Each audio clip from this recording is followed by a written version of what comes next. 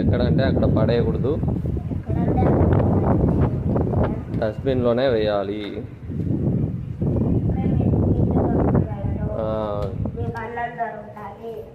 అన్నం ఎందుకు దొరుకుతుంది? క్లీన్గా ఉండాలి, మీ ఇల్లు క్లీన్గా ఉండాలి.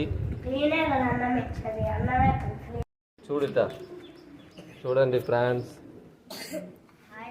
అదే అక్కడ అక్కడ చూపి.